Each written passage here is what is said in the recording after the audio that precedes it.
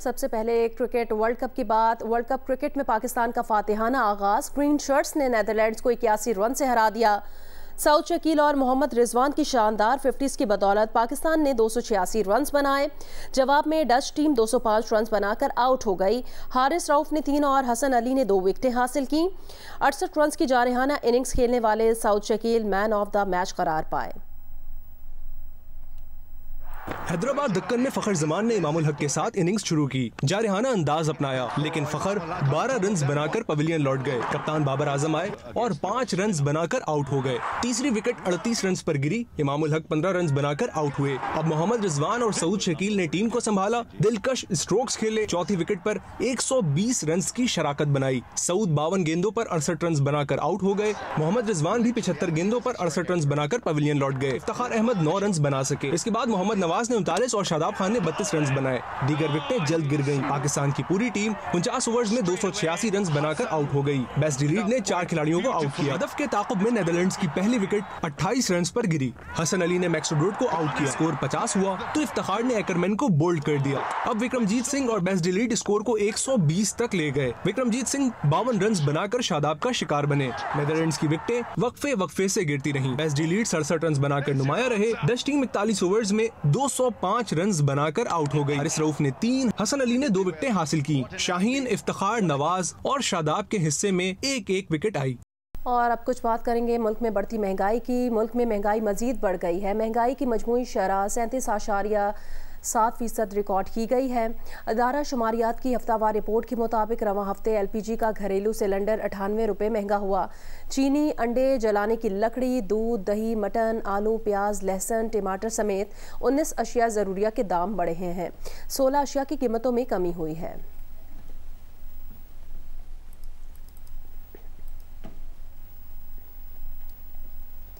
कराची के लिए बिजली 4 रुपये 45 पैसे फी यूनिट तक महंगी कर दी गई है। पावर डिवीजन ने नोटिफिकेशन जारी कर दिया। बिजली की कीमतों में इजाफा गुज़श्ता माली साल की पहली समाही की एडजस्टमेंट की मद में किया गया है। सारिफीन से इजाफी वसूलियाँ अक्टूबर और नवंबर 2023 में की जाएंगी। के इलेक्ट्रिक के लिए फी यूनिट बिजली 1 रुपये 49 पैसे से 4 रुपये 45 पैसे महंगी की गई है।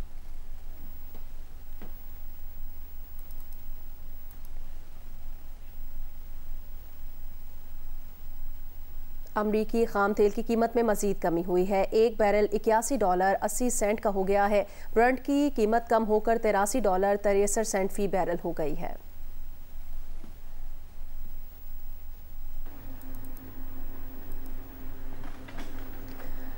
आगे बढ़े खबर दें। मुल्क भर में गैर कानूनी तौर पर मुकीम गैर मुल्की शहरियों के खिलाफ ऑपरेशन जारी है। जिला खैबर से 30 अफगान खानदानों को लेकर 12 ट्रक अफगानिस्तान रवाना हो गए हैं।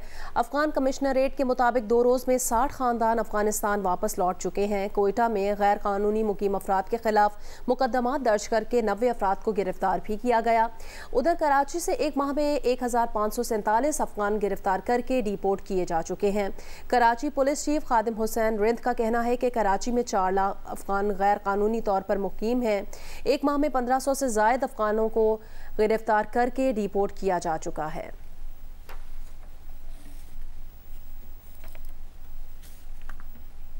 खैबर पख्तूनख्वा में 10 लाख से ज़ायद रजिस्टर्ड अफगान महाजरीन मुकीम हैं, जिनमें 3 लाख से ज़्यादा सूबे के 43 महाजिर कैंपों में ज़िंदगी बसर कर रहे हैं। इन कैंपों में महाजरीन के बच्चों के लिए स्कूल्स भी बनाए गए हैं, जहां से हज़ारों बच्चे ज़ेवर तालीम से आरास्ता होने के बाद अफगानिस्तान की तरक्की में किरदार अदा कर रहे हैं। पेशावर से रिपोर्ट करेंगी अरूबा इब्राहिम। खुरासान मुहाजिर कैंप में गुज़िश्ता 42 साल से हज़ारों की तादाद में अफ़गान मुहाजिरीन रिहाइश पजीर हैं। इस कैंप में बच्चों के लिए प्राइमरी स्कूल भी बनाया गया है। स्कूल में 250 से ज़्यादा बच्चे ज़ेवर तालीम से आरास्ता हो रहे हैं। ज़ेर तालीम बच्चे तालीम मुकम्मल करने के बाद पाकिस्तान और अफ़गानिस्तान की तरक्की में किरदार अदा करने के ख्वाहां हैं। खुरासान में क्लास 3 में सबक पढ़ता हूँ और बड़ा के कुछ बनूंगा तो अफगानिस्तान का और पाकिस्तान का खिदमत करूँगा। इसातिज़ा का कहना है कि बच्चों को वही निसाब पढ़ाया जा रहा है जो मुल्क के सरकारी और निजी स्कूल में पढ़ाया जाता है। इन बच्चों को हम मुख्तलिफ सब्जेक्ट पढ़ा रहे हैं, मसलन मैथ्स, इंग्लिश, उर्दू, वो करिकुलम पढ़ा रहे हैं जो पाकिस्तान गवर्नमेंट और बाकी प्राइवेट स्कूलों में, पाकिस्तान गवर्नमेंट स्कूल और प्राइवेट स्कूलों में चल रहा है। खुरासान स्कूल में सिर्फ लड़कों को ही नहीं बल्कि लड़कियों को भी सेकंड शिफ्ट में तालीम दी जाती है। कैंप इंतजामिया के मुताबिक अफगान तलबा को तालीम देने का मकसद उन्हें माशरे का कारामद शहरी बनाना है। कैमरामैन रिजवान शेख के साथ Aruba Ibrahim, Geo News, Peshawar. Army chief general Syed Asim Munir ने कहा कि कानून नाफिज करने वाले और दीगर सरकारी इदारे गैर कानूनी सरगर्मियों के खिलाफ कार्रवाइयाँ जारी रखें। कार्रवाइयों से वसाइल की चोरी और इससे मुल्क को होने वाले मौशी नुकसानात को रोका जा सकेगा। आर्मी चीफ ने निगरान वज़ीर आला सिंध जस्टिस रिटायर्ड मकबूल बाकिर के हमरा सिंध एपेक्स कमेटी के इजलास में शिरकत की। इजलास में आर्मी चीफ को गैर कानूनी तौर पर मुकीम गैर मुल्कियों की वापसी और गैर मुल्की करेंसी की रेगुलराइजेशन के इक़दाम पर ब्रीफिंग दी गई। Army chief general Syed Asim Munir की आमद पर कोर कमांडर कराची ने इस्तकबाल किया। ISPR के मुताबिक आर्मी चीफ ने निगरान वजीर आला सिंध जस्टिस रिटायर्ड मकबूल बाकिर के हमरा सूबाई एपेक्स कमेटी के इजलास में शिरकत की। इजलास में नजरसानी शुदा नेशनल एक्शन प्लान, कच्चे के इलाके में ऑपरेशन और CPEC समेत निजी मंसूबों पर काम करने वाले गैर मुल्की शहरियों की हिफाजत पर ब्रीफिंग दी गई। इजलास में गैर मुल्कियों की वतन वापसी और फॉरेन करेंसी को रेगुलराइज करने के इकदाम पर भी ब्रीफिंग दी गई। कराची ट्रांसफॉर्मेशन प्लान और सिंध में जारी मुख्तलिफ इकदाम पर भी तबादला ख्याल किया गया। आर्मी चीफ ने कानून नाफिज करने वाले इदारों और सरकारी महकमों पर जोर दिया कि वो गैर कानूनी सरगर्मियों के खिलाफ पूरी कुव्वत से कार्रवाई जारी रखें। जनरल आसिम मुनीर ने वाज़ेह किया कि मईशत को नुकसान पहुँचाने वालों के खिलाफ एक्शन जारी रहेगा। उन्होंने कहा कि गैर कानूनी कार्रवाइयों की वजह से मईशत को नुकसान पहुंच रहा है। हालिया तारीखी इक़दाम से फ़ायदा हासिल करने के लिए तमाम मुतालिका महकमों में हम आहंगी ज़रूरी है। इजलास के शुरका ने इस अज़्म का इजहार किया कि रियासती इदारे, सरकारी महकमे और अवाम सूबे की तरक्की और खुशहाली के लिए मुत्तहिद रहेंगे। इजलास में वफाकी और सूबाई वज़ीर दाखिला समेत अस्करी और सिविल क़यादत शरीक हुई। कामरान रजी, जियो न्यूज़, कराची। नवाज शरीफ ने कहा कि वो अब जल्द रवाना हो जाएंगे। उनके हक में और खिलाफ लिखने वाले तमाम सहाफ़ियों के मशकूर हैं। तनकीद बराए तनकीद नहीं, तनकीद बराए इस्लाह होनी चाहिए। सहाफ़ियों से गुफ्तगू में नवाज शरीफ ने कहा, मरियम औरंगज़ेब समेत दीगर ख़वातीन का लंदन में घेराव किया गया। यहाँ पाकिस्तानियों के मुजाहरों का 4 साल में क्या फ़ायदा हुआ? मुजाहरा करना है तो पाकिस्तान जाकर करें। मुस्लिम लीग नून के रहनुमा इरफान सिद्दीकी का लंदन में गुफ्तगू करते हुए कहना था, जुम्मे को नवाज शरीफ का दफ्तर में अलविदाई दिन था। नवाज शरीफ 2-4 दिन में लंदन से सऊदी अरब उम्रे के लिए जाएंगे। नवाज शरीफ उम्रा अदा करने के बाद दुबई जाएंगे और दुबई से पाकिस्तान रवाना होंगे।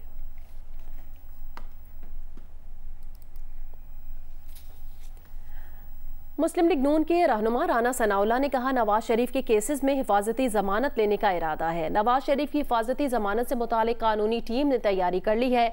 जियो न्यूज़ के प्रोग्राम आज शाहजेब खानजादा के साथ में बात करते हुए राना सनाउल्लाह का कहना था, मरियम नवाज कैप्टन रिटायर्ड सफदर के केस की समाअत हो चुकी है, जिसमें जमानत मिल चुकी है। हमें नवाज शरीफ की जमानत मिलने के इम्कानात बेहतर और रोशन नजर आ रहे हैं। 5 साल गुजर गए, 2018 से 2023। कॉन्फिडेंस बहुत ज़्यादा है आप लोगों में। क्यों है कि नवाज शरीफ 2018 की तरह गिरफ्तार नहीं हो जाएंगे एयरपोर्ट पर लैंड करते ही? प्रोटेक्टिव बेल लेने का प्रोग्राम है, उस बारे में लीगल टीम ने पूरी अपनी एक्सरसाइज जो है वो मुकम्मल की हुई है। तो इसलिए जब वो पाकिस्तान में लैंड करेंगे तो उस वक्त वो कानूनी तौर पे उनकी पोजीशन यही होगी कि उनके पास बेल होगी। उनका इस्तकबाल जो है वो उसमें कोई लीगल लकूना भी हमारी पूरी कोशिश है कि वो ना रहे।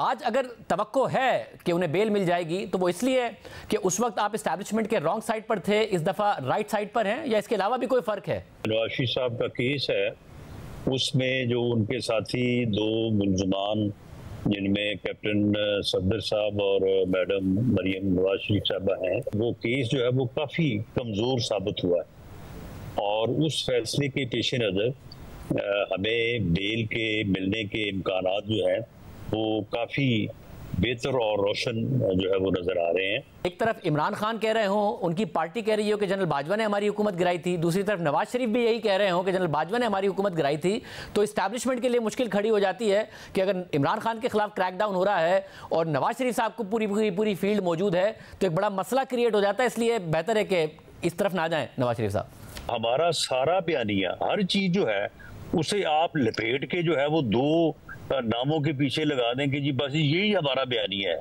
और इसके अलावा तो हमने और कुछ करना ही नहीं है। तो ये चीज जो है ये किसी तरह से भी पार्टी को काबिल कबूल नहीं है। वोटर को भी यही बात काबिल कबूल है। महंगाई जो है इसे हम भी 16 माह में कंट्रोल नहीं कर सके। महंगाई जो है वो बढ़ती जा रही है, उससे लोगों की जिंदगियां मुश्किल हो रही हैं। ये इस किस्म के नारों की शायद इस वक्त वो अहमियत नहीं है जो पहले माजी में रही है। मुस्लिम लीग नून के सदर शहबाज शरीफ ने कहा कि नवाज शरीफ की वापसी में कोई कानूनी रुकावट नहीं। कानूनी माहिरीन ने नवाज शरीफ को वतन वापसी के लिए ग्रीन सिग्नल दे दिया। नवाज शरीफ 21 अक्टूबर को आएंगे। मीनार पाकिस्तान पर जलसे से खिताब में मौशी प्लान खुद देंगे। ये सवाल बार बार नहीं पूछना चाहिए कि नवाज शरीफ आ रहे हैं या नहीं। लाहौर से रिपोर्ट करेंगे अदनान मलिक।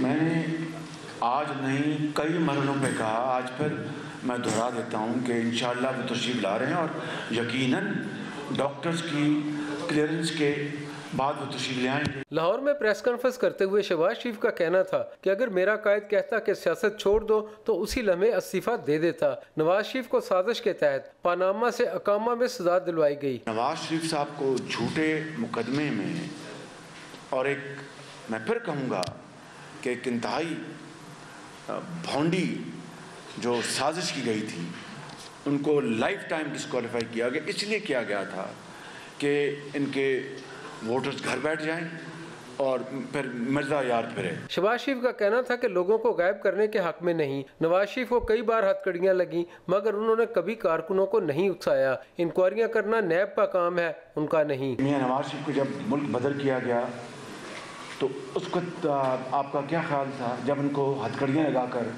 अटक जेल भेजा गया, फोर्ट में भेजा गया, उस वक्त आपका ख्याल क्या था? और अगर कोई शख्स जेन्युइनली बीमार है और इलाज के लिए वो गया है तो उसको आप इस तरह का नाम दें। शहबाज शरीफ ने कहा कि आज़ाद इलेक्शन में जो भी जीतेगा सबको उसे तस्लीम करना होगा।